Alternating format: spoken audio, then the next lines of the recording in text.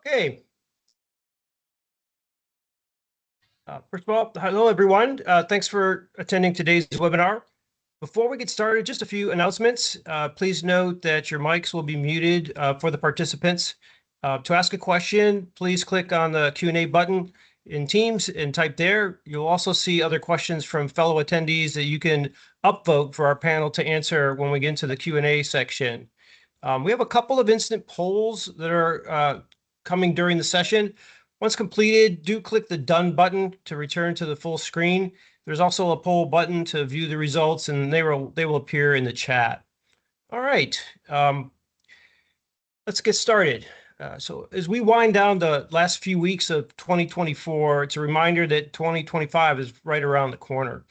I'm sure there will be lots of market and regulatory surprises next year, but we can leave those predictions to the prognosticators and the pundits. Today, we're here to provide you with an overview and some insights on what you can do to prepare for the PJM capacity charge increases that are going to be hitting us in June of 2025. So just a quick recap. PJM revised its methodology for assessing capacity reliability after recognizing that the previous approach had overstated system reliability. The impact of this methodology correction is that it reduced the overall total effective capacity available. Essentially, this capacity adjustment acts as a market-wide mechanism to align availability of resources with reliability targets.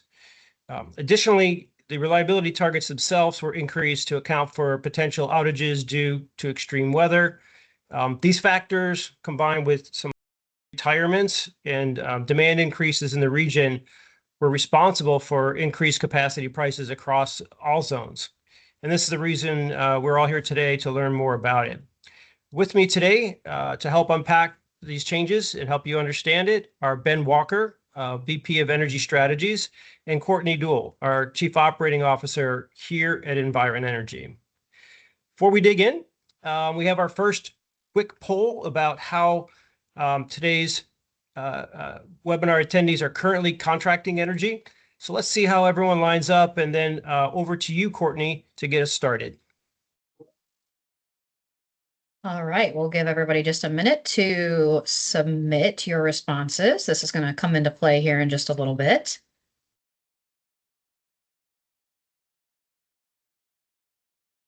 We'll give everybody about almost 1 minute to provide some input into the poll. We have a couple of polls throughout today's conversation just to help everybody stay awake during this nice Thursday afternoon. This is some riveting conversations. We want to make sure that everybody's engaged as we work through this here. So I appreciate everybody jumping in to participate. Courtney, I feel like I should have made a wager with you what we thought the breakdown would be. Yeah, that would have been a good idea. We still have some time. That's true. And then once the poll closes, I think the box will automatically disappear and we'll be able to see the results in the poll tab at the top of your screens.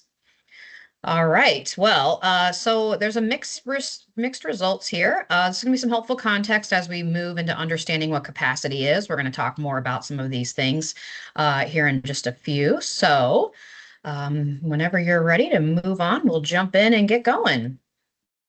Okay, so to get us started, we wanted to first ensure that everybody has a little bit of understanding about what capacity is. We understand some folks here will have a little bit more experience than others. We want to make sure everyone that's a part of the conversation at least has a starting ground to understand what we're working on today. So if you think for just a moment about when you buy an airline ticket, the total cost of that ticket usually includes a whole bunch of different line items like seat selection, boarding zone fees, bag checks, taxes, etc. Capacity is one of those line items that together comprise your electricity costs as a business owner. When those line items are all bundled together, we say those prices are fixed.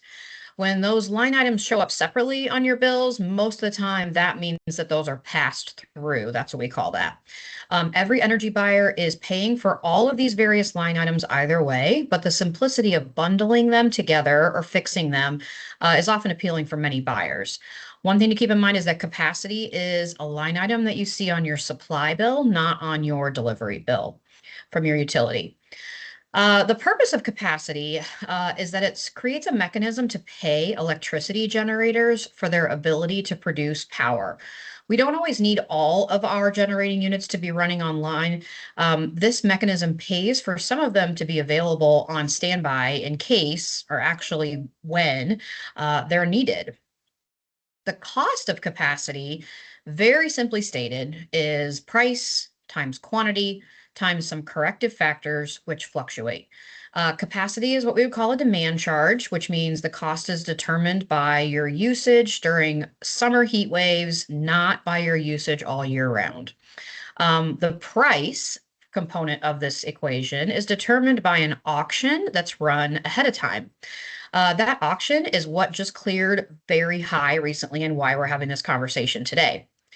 So going back to our poll results we just talked about a moment ago, for those of you on buying your energy on a fixed price program, you may think that you're hedged against a cost increase since your contract is indeed fixed. But more than likely, you're not as protected as you might expect. And that's one of the reasons we wanted to be able to talk to people today about this. These changes that are driving these particular capacity rate impacts can be passed through most of the time based on the change in law language within your energy supply contract. We're going to come back to some more specifics on that later on in the conversation. Next, I want to talk a little bit about what's actually happening with the pricing situation. So the map you see on your screen right now shows the current price for capacity in a number of different areas. Each region of PJM, which is the area shown on the map here, could pay a different price for capacity. When multiple zones nearby each other clear at the same rate, they get combined onto the map. So you see this section here with a large area of the map called RTO in blue.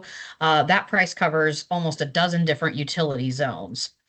The units of these numbers on this graphic are not really worth digging into in the time horizon that we have today. We just really wanted you to see that all of these numbers are in the 2-digit range currently.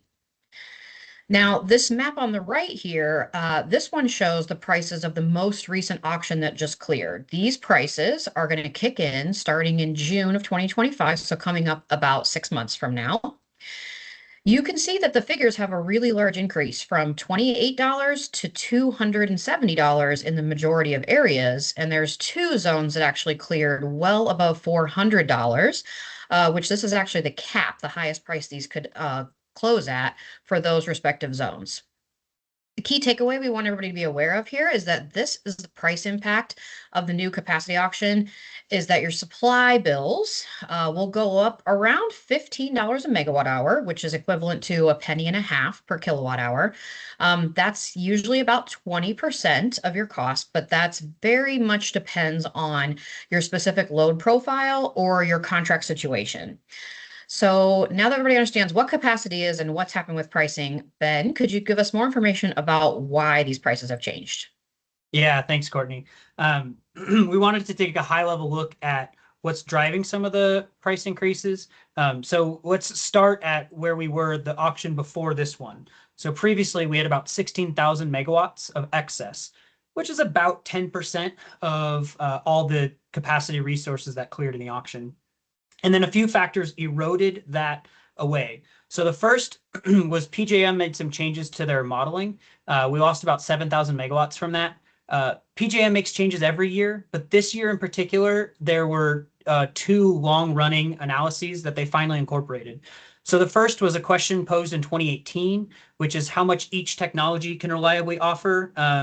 It's common to say that the sun doesn't shine or the wind doesn't blow. Similarly, the gas plants go down for maintenance, or the coal piles freeze over. So each generation unit technology was given a different kind of rating factor. So that question was posed in 2018, and it took them about 6 years to address it. The other question arose in 2022 from Winter Storm Elliott, where in that extreme weather, we saw a lot of generating units fail at the same time. So PJM wanted to model how generating units would correlate in their failures under extreme weather. So combined, we lost 7,000 megawatts from those changes. We also had some plants decide to retire. A few figured out how to increase their output slightly. So the net result of all of those is we lost 5,000 megawatts of generating capacity. And then third, we had big demand increases in the zone. Demand is always a challenge to forecast, but something that's changed recently is the AI revolution, right? All of us are at least familiar with, if not using ChatGPT and other alternatives. That demand increase of about 3,500 megawatts is significantly driven by data center growth in the region. Altogether, we only have 500 megawatts of excess, which is really not much at all, right? We're essentially at zero there. So the key takeaway here is that the supply-demand balance is extremely tight, and a little movement either way has a huge impact. For context, if any one of these changes, the blue, the yellow, and the green here, if any one of them hadn't happened, we would see prices maybe a third, 40% of what they are today. So we were really close. The flip side of that is it's going to be hard to get new generation online quickly, and we expect demand to increase next year, which means we might start seeing a lot more zones clear at the cap from only another 3,000, 4,000 megawatts of new demand coming online. And I wanted to just pause here to say this is a vast simplification. To really dig into the full details of this, there's an acronym soup we'd have to go through. I'm trying very hard not to address those. The definitions of these acronyms do change year over year as well, which is frustrating to say the least. When I started this process, I had a full head of hair, and now I'm not there anymore. So we just kind of wanted to give you that context of where we're coming. And I think, Chris, you have a poll ready for us next. Is that correct? Indeed, I do. Thanks, Ben and Courtney. So our second flash poll, we're about to jump into a discussion about what you can actually do about this. But first, we wanted to see where our attendees are in terms of tackling this issue. The announcement from PJM came out, a few weeks ago. So we're interested, where you are in terms of have you started planning for this yet? Give everybody a little bit of time to submit some responses to whether you or your organization has started any planning for this impact. For some of you, this may be brand new information. That might be why you're here today. So perhaps you've not talked at all about it inside of your organization. Perhaps others of you have had some experience with this, but we thought it might be helpful for others to get a gauge on what their fellow cohorts are doing in this space.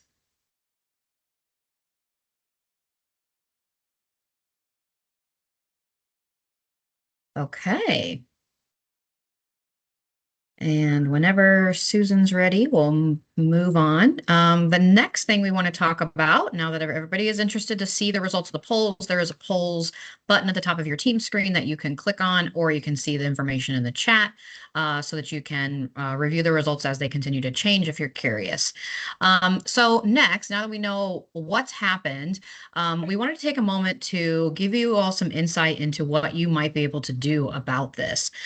For most energy consumers, it's probably too late to make the changes that would enable you to avoid these cost increases starting in June. Therefore, now's the time to be communicating with your business's energy budget stakeholders to ensure that everybody's prepared for the budget changes. Hopefully you have an energy committee, which oftentimes includes someone from your facilities team, someone from supply chain, and somebody from finance. All of these folks need to be aware of this upcoming change. Your energy advisor that you work with can help you formulate budget projections so that you understand what this cost impact is specifically to your business. As we talked about earlier, you may believe that you have a fixed price contract and that you won't experience cost increases. But since this activity with PJM constitutes a change in law event, most likely suppliers are going to pass through these costs to end users. So now's a good time just to double check and confirm exactly what your organization's impact might be. Second, when there's a market disrupting event, such as a high price situation that transpires, that's often a time where energy users might want to reevaluate what your purchasing strategy is. First, we want to mention what a strong energy procurement strategy should be taking into consideration that there's 4 types of risks that you should always be aware of.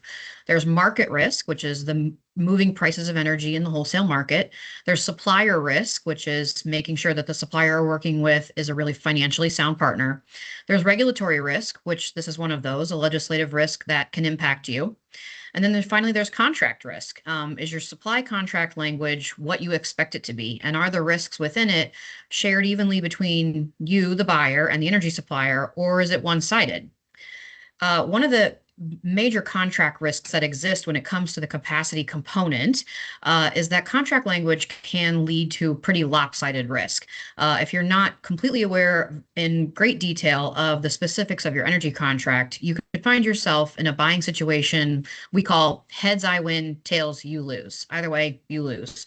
It's a structure where the supplier gets to pass through these cost increases like this if they occur to the buyer. But if there's a savings, because as you're seeing these costs change, if the costs reduce, the supplier also gets to keep those savings. In both cases, you lose.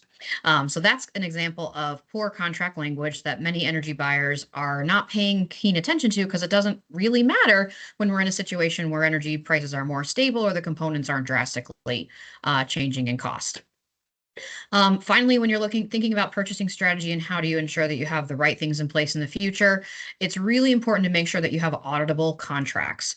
When a market event occurs, this is a time when suppliers sometimes will attempt to recoup costs they've lost on this item.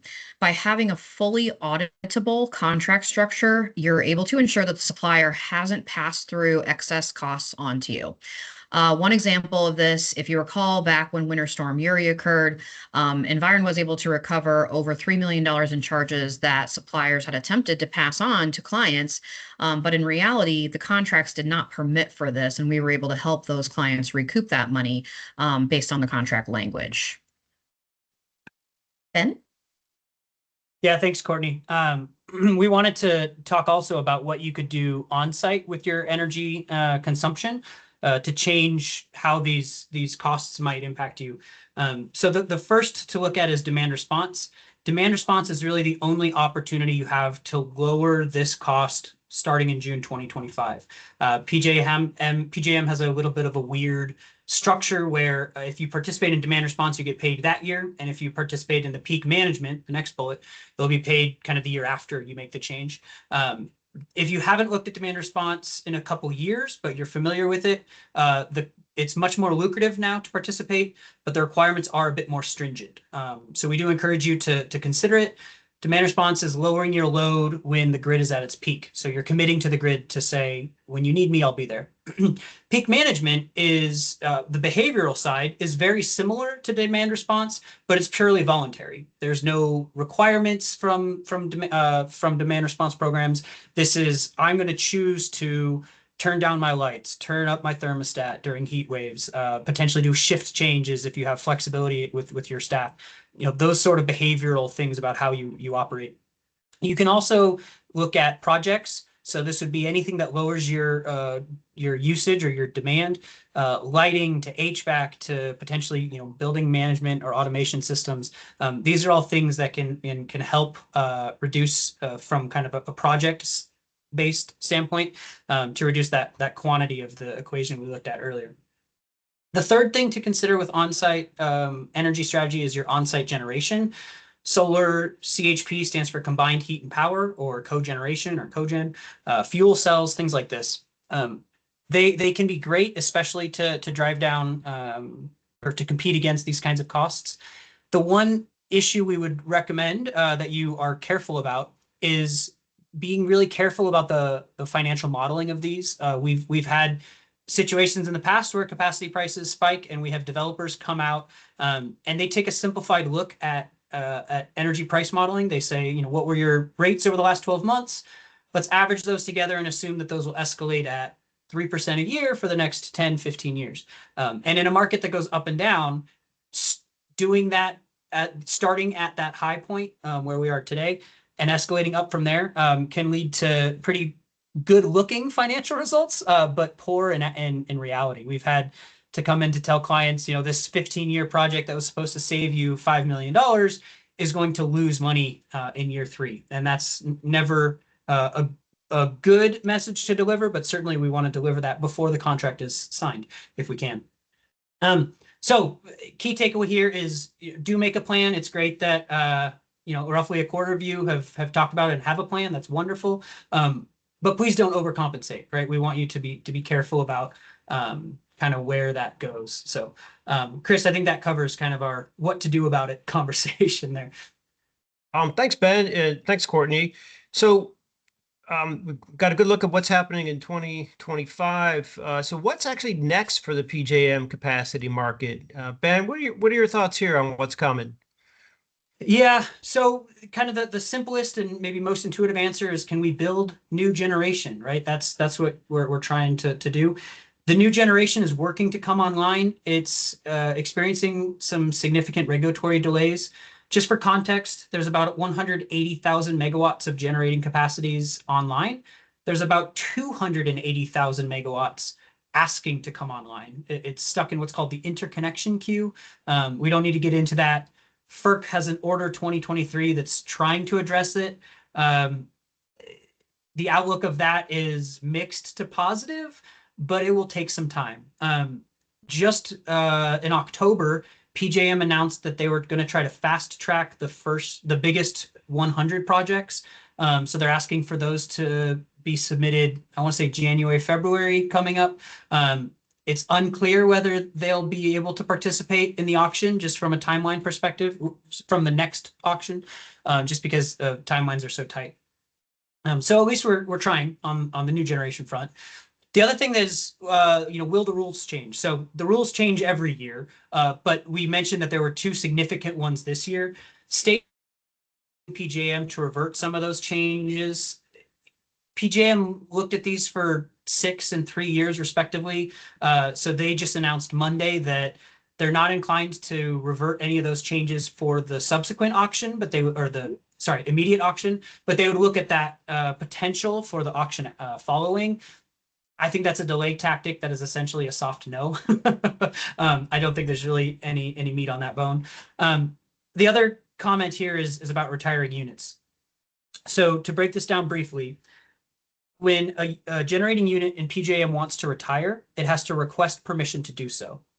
PJM then looks at that and assesses whether the grid will maintain its reliability if that unit comes offline. Some units are allowed to retire right away, and some are required to run for a little bit longer until other generation can be brought online. So those must-run units are currently not allowed to participate in the auction. Consumer advocates have petitioned PJM to allow those to participate, and the idea had enough merit that PJM delayed their auction to review it. So we were hoping today to results. So there was an auction scheduled for December. That auction scheduled for this month is now pushed to July of next year. On Monday, PJM's board indicated they were receptive to this request. They had enough wiggle language in, we will accept this if the conditions are met, that we still have to await kind of what the formal proposal looks like, and they have to get it approved through FERC. So that some of this is kind of a wait and see on the demand on the supply side of things. But I think, Courtney, you're going to talk to us a little bit now about the demand side. Yep, absolutely. So we all know that there are some types of businesses that are especially sensitive to electricity costs. Data centers are one of the major ones, and I'm sure all of you are hearing a lot of news about this lately because it's been getting a lot of press, how data centers are driving an increased demand for electricity that's creating some challenges throughout the United States. It's possible that as energy prices rise in certain geographies, the high intensity energy users will pivot their plans to build facilities in those regions and actually relocate to a lower demand and lower cost location. This will change the supply and demand fundamentals in any particular geography and can definitely have an impact on overall grid costs. So the key takeaway here is that prices are likely to come back down, but how soon is yet to be determined, and it's something that we're closely monitoring. Ben, anything else that our wise energy buyers should be aware of? Yeah, thanks, Courtney. There is one more image we want to review before we get to the Q&A. By the way, on that note, if you do have questions, please enter them, and I think you should be able to upvote questions as well. So the graph here shows the 3 largest components of your energy supply bill: your energy, your capacity, your transmission, and it shows the market spend. So how much money changed hands in PJM for a given year. And the headlines have been focusing on this yellow, this capacity issue from 2024, this middle section, from 2024 to 2025. So we went from just over $2 billion to over $14.5 billion will be spent in the capacity market. I think it's useful to look at the context of those numbers to say this yellow section going back from 2017 to 2022 tended to be in that $6 to $10 billion range. So the 2 felt out of line low and the 14 feels out of line high. Certainly the 2 to 14 is a significant year over year jump, but I think putting those numbers in context is useful. It's also useful looking at this in context with how energy moves, right? So we had the COVID lows of 2020. In 2022, we had Russia invade Ukraine, which sent commodity markets globally into a bit of a turmoil. So from 21 to 22, we saw energy go from 30 billion to 60, or a $30 billion increase. And then the next year it fell $35 billion. So as much as it is very important to look at how capacity moves, it's actually important to consider all of these components in energy procurement strategy.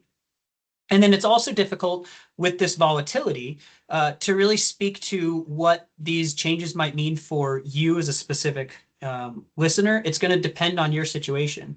If you signed in 2020 during the COVID lows and you had a 5-year contract, you might be coming out of that now and looking at a renewal that is close to double what you were paying recently, which could be quite shocking. On the flip side, if you're coming off of a 2022 contract that you signed for 3 years, you might be looking at a small cost savings. So the first key takeaway here is that your energy strategy is really important. You need to be proactive to manage that, to help soften this volatility and withstand those changes, but also to try to achieve the lowest cost possible. And the second is the answer I just gave of kind of it depends isn't very satisfying. And so we want to offer each listener here a specific analysis to their unique situation. So if you are an existing Environ client, reach out to your rep. We'll talk to you about what these changes mean for you. If you are not an existing Environ client, if you spend more than $100,000 per year on energy, contact us. There's a form on our website. There's information here at the end of the webinar. And we want to talk to you about what your specific situation is, your strategy, your load profile, your load shape, so you can be prepared to be planning for these cost increases that are coming in June 2025. So with that, I think, Chris, you have one more poll for us before we jump into the Q&A section. I do. Thanks, Ben and Courtney, for the great overview and strategies and insights there. So before we move into the Q&A, our last poll asks you how you may plan to combat some of these likely cost increases. Give folks a few minutes to. This is one where you can choose more than one if you can happen choose to be more than using one. Yep. multiple.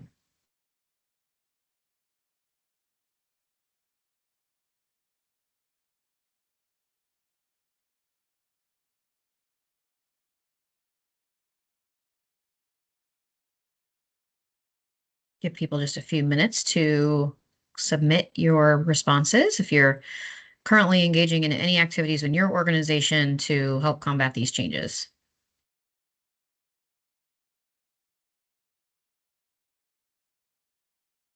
It's a good spread so far. It's a good spread, yeah.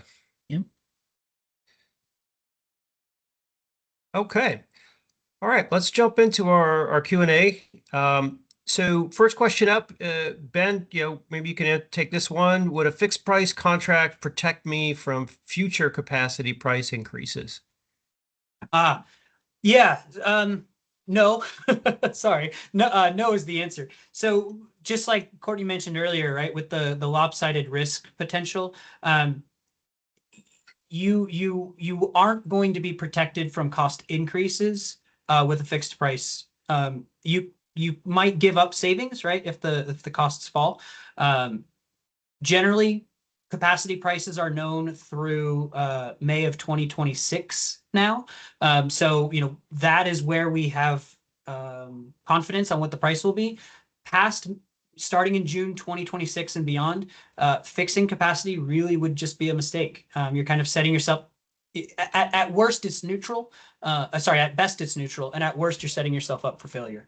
So we really recommend that if you are looking to fix that in for the simplicity, you either do some sort of a really careful, it's called bilateral adjust on the contract terms, or you keep the purchasing horizon to within that known window of the May 2026. Thanks, Ben. Courtney, here's one for you. Does peak management target only specific days and hours? If so, which ones? Thanks. No, peak management does not target specific days that we know of. Peak management does target specific days that are determined that you don't know until after the fact, which is the challenge with it. So the way that peak management works is you're trying to reduce the amount of energy consumption at the time when the grid peaks in totality, which is often going to be an extremely hot day during the summertime. But we don't know exactly what day that's going to be until it's happening or has happened. So there are a lot of services that are available out there from your energy suppliers or your energy consultants. All sorts of parties offer this, where they will notify you about a potential likely peak demand day that is approaching. And then that gives you a little bit of an advance notice to be able to try and take any action that you're able to reduce your energy consumption on that day. If you get lucky and that day ended up being one of the peak days, which you don't find out until the end of the season, and you reduced your load on that day, then you've been successful and you're able to lower your costs. Great. Thanks, Courtney. Ben, just referring back to the bar chart slide you showed at the end there, why are energy prices, the green bars, moving up next year? Oh, sure. So with the exception that's the one green bar that actually the one color on this entire chart that has some uncertainty to it. So the current forward prices for 2025, that's what that energy spend is reflective of. Those energy prices can go up or down. So if we reran this chart in February, every section of the chart would look the same, but that green bar for 2025 could be up $5 billion or down $7 billion. There's a fair bit of uncertainty. So really that cost increase right now is reflective of current forward market prices, which is a mix of a wide variety of fundamentals. Very quickly, it's gas storage, gas production, and weather forecasts, right? So that's kind of the short answer. But we would have happy to have a long conversation around why and what that represents. Thanks, Ben. We just have a couple of minutes left, so if anybody wants to get a question to the Q&A, now would be the time to do it. We have a question here. Ben, I think it's probably for you. You say the capacity prices will come in June of 2025.